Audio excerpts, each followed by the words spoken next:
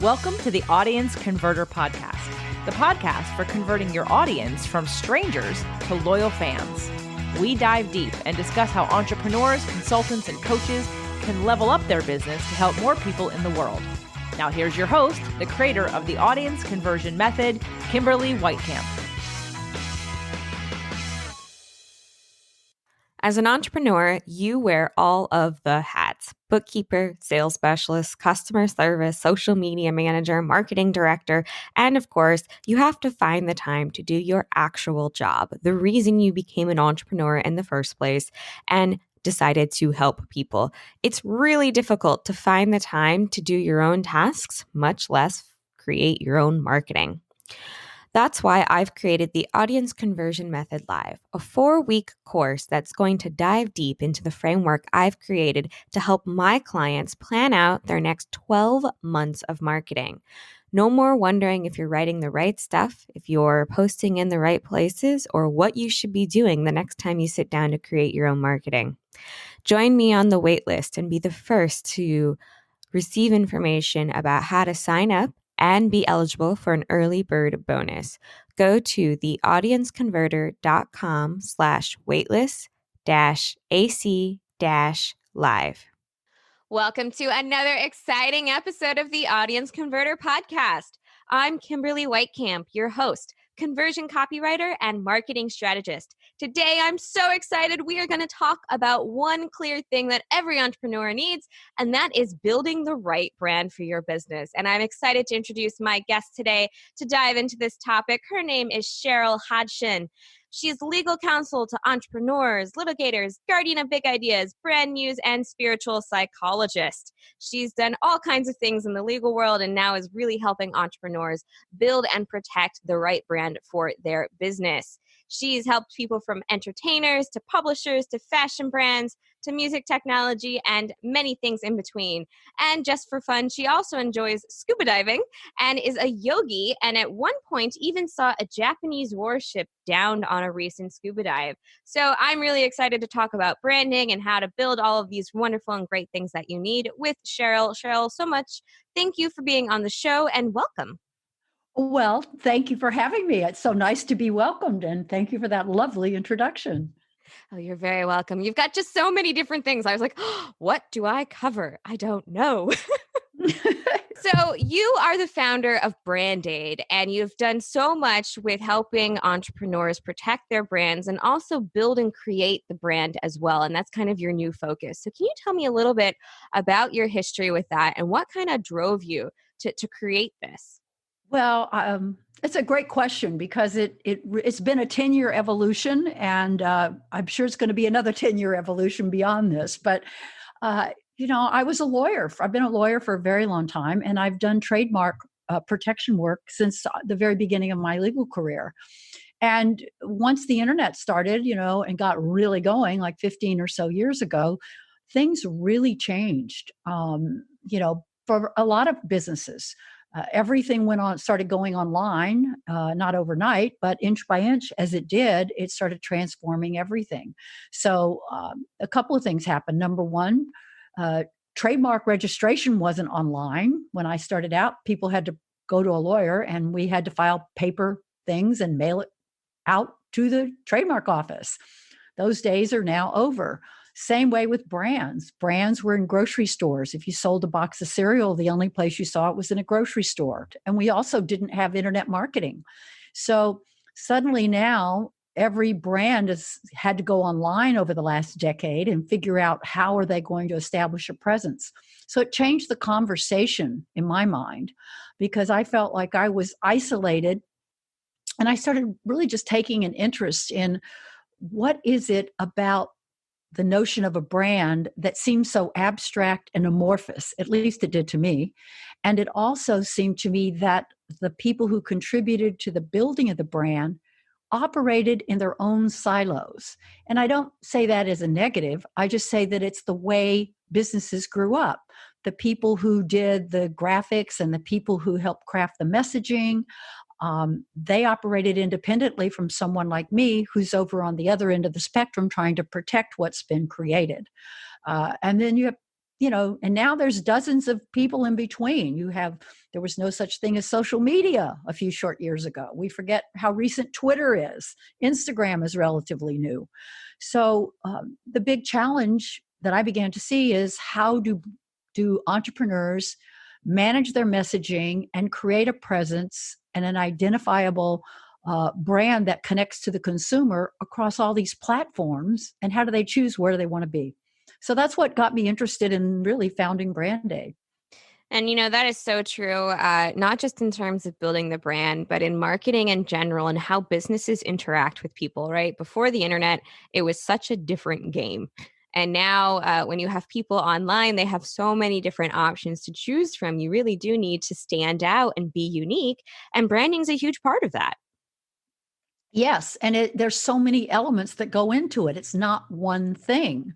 And I mean, I look at it as a professional, and I know I've had challenges building my own brand. So, it's not any easier for me than it is trying to launch Brand Aid than it is for any other entrepreneur who has a business.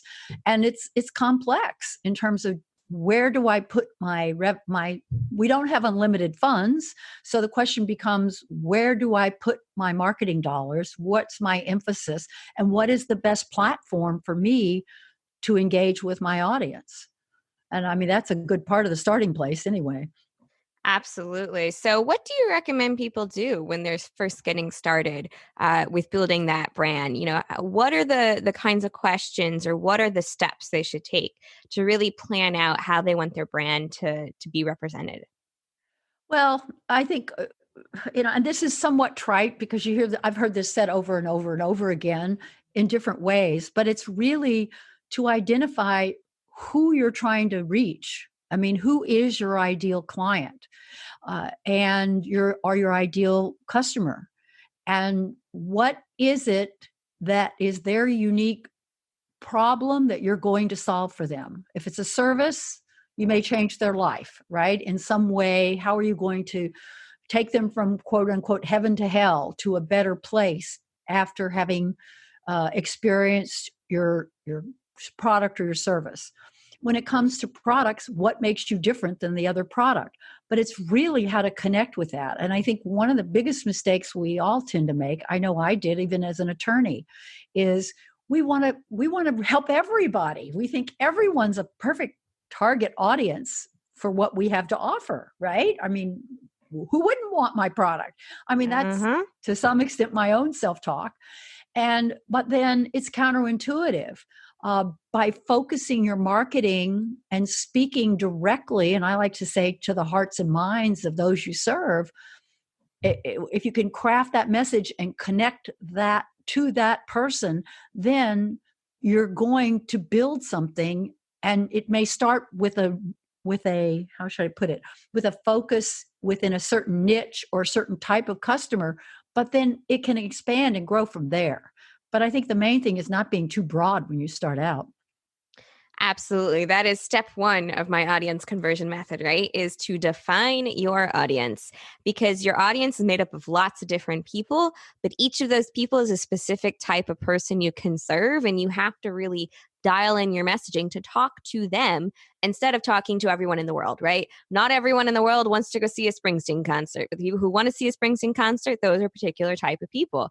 And it's the same with business and branding. So once you kind of figure out exactly the audience that you're wanting to serve, what's the next step to building a brand that's going to be in alignment with who you are and what you do, and that's going to last you for a while? Well, it's not an overnight process, for one. And I think you have to decide, do you want to select a name and protect it? That's, coming from my legal background. Of course, I'm biased because I've seen the clients who chose not to do that. And I don't see all of them, but the ones I've helped over the years have been people who probably didn't protect their name as they should have, and they ended up in a problem. They either had to change their name, they got threatened with a lawsuit, they got sued, or the mark became it became impossible to protect it because they had never done anything to carve out their own niche. So I think that's the first question is like, do you want a brand? I mean, let's face it, some people aren't interested in building a brand. They don't see it as meaningful in the process of building their business. I respectfully disagree with that. I think having a brand that becomes identifiable and recognized by the public over time it's hugely accretive to the business value. And as far as protecting it, I mean, if you're in information marketing and it's your personal services, maybe not so much.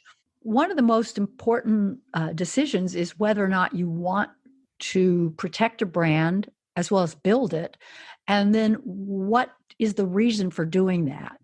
And my number one belief is the number one reason that I share with clients is that when you bring in an investor at some point in your business, whether it's at the beginning or you go for that round of funding, or you think you may want to sell your company at some point, the number one thing an investor or prospective purchaser is going to ask you is, what do you own? What are your business assets?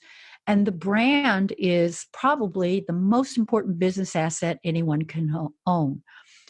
There's a statistic that goes back a few years now, and and I've been told it might be a little bit less, but not a lot.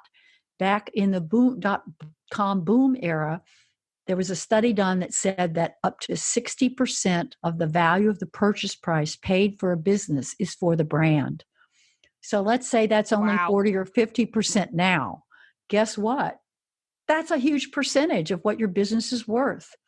Absolutely. But it does make a lot of sense, right? Because if it's something recognizable, then it's worth more, because if you're able to transition that to somebody else, that's what they're building on, is the fact that people recognize what it is and what you do. But if, if you're the same as everyone else, then, what is that value in buying that particular business or brand? That makes a lot of sense.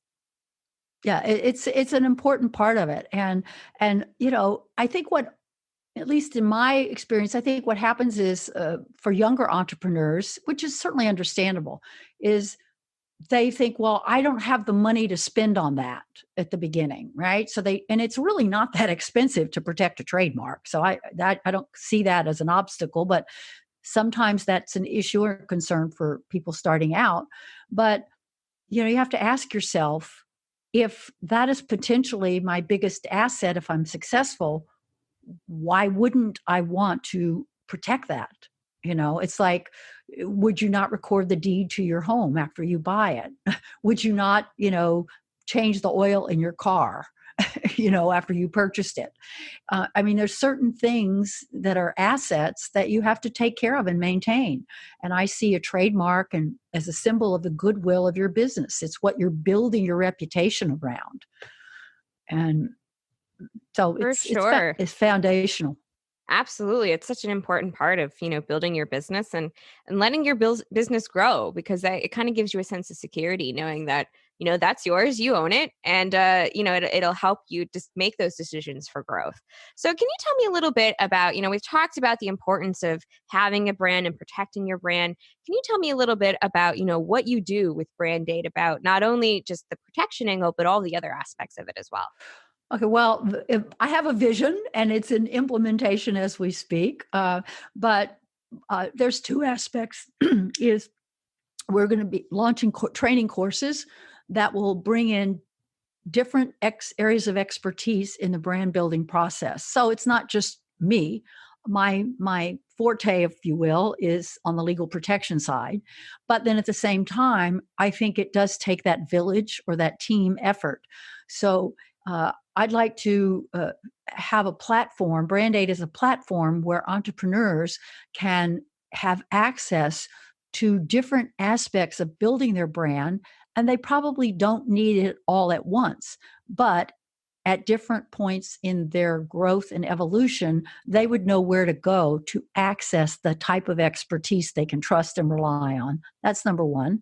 And number two is a referral network of attorneys that I have personally vetted that are competent and highly qualified to actually help entrepreneurs register and protect their brands in the correct way. That right there would be so incredibly powerful for so many people, because part of the I think what holds a lot of entrepreneurs back is they just don't know where to start, right? It's the same type of thing for marketing, for building the graphics, for all kinds of different parts about running your entrepreneur business. You're really good at the thing you do, but then all of the other aspects of business they can sometimes be a little bit confusing. And I think especially in terms of legal, it's a complete loss. Like, where do I even start? What am I supposed to look for? What do I need to do to protect my brand? Or as you said, right, it's something that you think you need to do in the future, or you're not able to do it at the very beginning, but not even knowing where to start. But if you have like a referral network where you're like, okay, this is the person who knows branding, and they know that these people are good, then it's a great starting point for people to have. Yeah, well, I hope so. And I think so because, one of my favorite expressions is, and it applies to me as much as anyone else, none of us knows what it is we don't know. And when I look back over my life, the things that have bitten me in the butt, so to speak, are the things I didn't know to think about. It's not like I was being, irresponsible. I just didn't, it wasn't on my radar because I didn't realize it was important. I didn't know enough to know the questions to ask or to seek out the help, right? So, and then in some of those areas, inevitably, it's like, oh, remember that old commercial? It's like, oh my God, I could have had a V8. Where the guy slapped right, I forgot about the V8, or the old vegetable juice. But I mean, it's kind of like that, oh my God, why didn't I think of that? I just slapped myself on the forehead, by the way. That tends to be what I would do, and it's like, but I think it's the same way in business. And one of the challenges, I think in all aspects of building a brand is finding resources and referrals to really good people. And I'm particularly biased in the legal side of things, particularly in trademark registration, because traditionally there hasn't been a real easy access point for entrepreneurs to find somebody who's really qualified. Because number one, it's, believe it or not, trademark registration process and practice is not taught in American law schools. So there are thousands of great lawyers who understand it and are very qualified, but they learn it because they started out in a law firm as a young lawyer and they spent, they were trained by somebody with lots of experience. So, and then the other side of it is there's no barrier to entry. It's just, that's the good news and the bad news about the internet, So you also have now all these trademark filing services that really are a race to the bottom of saying, oh, I'll do this for you for nothing, basically. It's this discount filing service. And there's nothing wrong with that as an option if you understand what you're getting into when you go that route. So it's mostly a question of getting information, which I try to share with people, and then you make the choice that's best for you. So talking about, you never know what you don't know. As somebody with years of experience in this, what are some of the things that most entrepreneurs don't know they don't know that you feel people should kind of think about before looking to do something like this? Well, on a general basis, backing it up, broader, with a comment broader than just your brand and your trademark, one of the most important things is to get some business fundamental basics down. Number one, do you need an LLC or a corporation? Not every business needs one right when they're starting out, but you remember an LLC or corporation is to protect you from personal liability. And so, if you're putting content out, if you are, you're offering goods and services, do you want to risk not being insulated, doing business and not have some protection for your personal assets, your home, your vehicle, and, and also having that kind of entity can be a great family planning guide. It's a great way to, plan for the future of your business at the very beginning, by maybe having a small percentage of your ownership be vested in your spouse or in your child, something like that. I mean, there's many options in that area. So I think that's important. And number two, to get your business, just get some basic business contracts down. I mean, I have a client recently who's wonderful. I adore them. And he's hugely successful. And they hired somebody to work freelance, and they never quite got the contract with her fully signed before she started. And then it never got signed. And they ended up in a lawsuit with this person after they terminated her, who tried to claim she owned the copyright in everything on their website. So, you need a few basic things. That's number one. And then probably the biggest thing I think that happens with branding and trademarks is that entrepreneurs tend to want to jump into registering something, but they sort of skip the planning phase unintentionally. And I like to say filing an application to register your trademark is the fifth step. It's not the first. And you don't skip those first four steps, because those first four steps create the plan and the security that when you do file and invest your money, you're much more likely to succeed, right? So, you're not filing a trademark, I don't think, to get the cheapest price. You're filing it to get a result. So, you want to reach the finish line, right? So, if you skip those first four steps, you might save a little bit of money, but then what have you increased the odds of being rejected by doing so?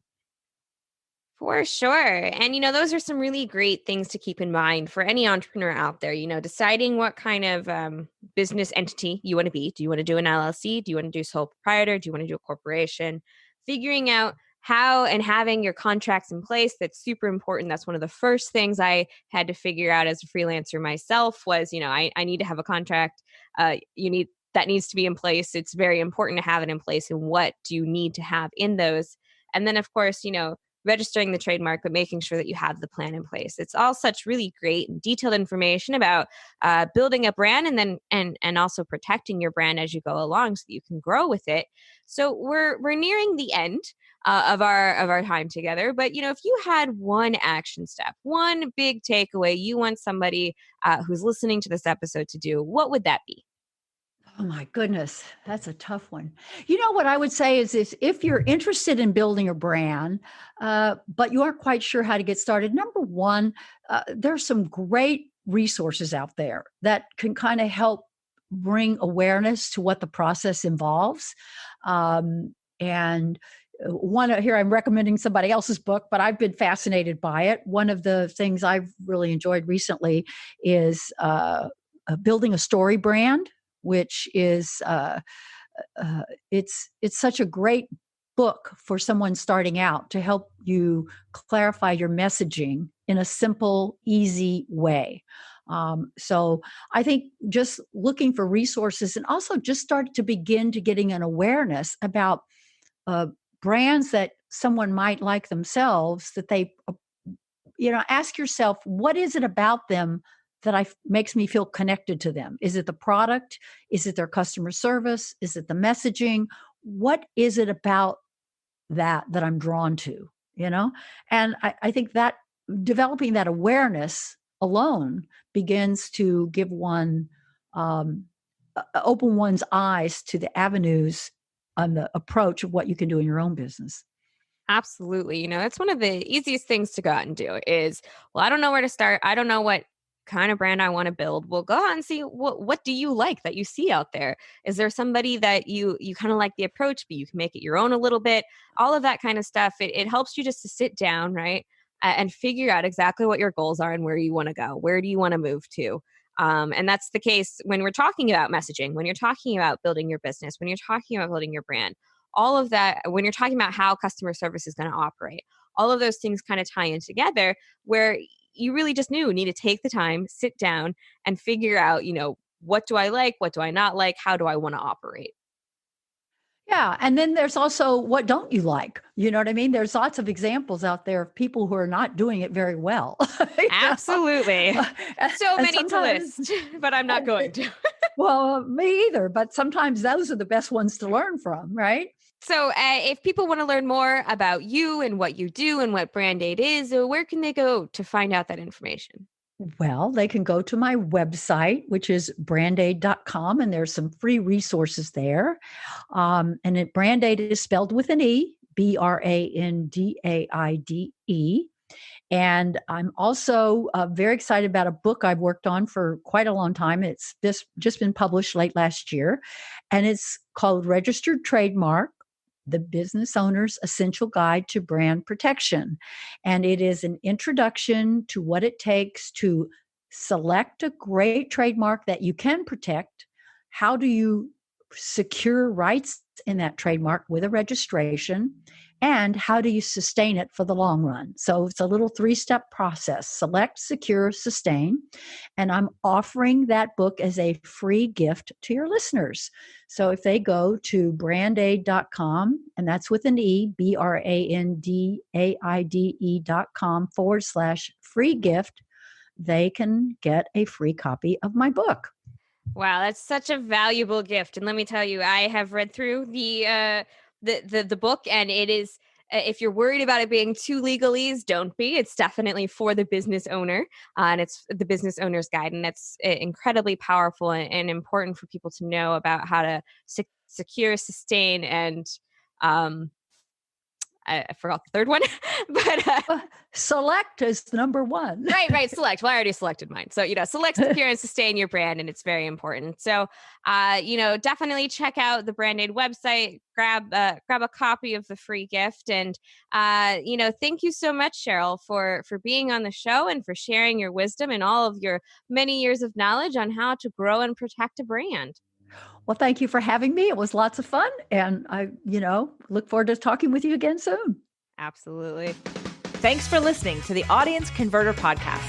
For more information and important links about today's show or for access to our website, visit theaudienceconverter.com.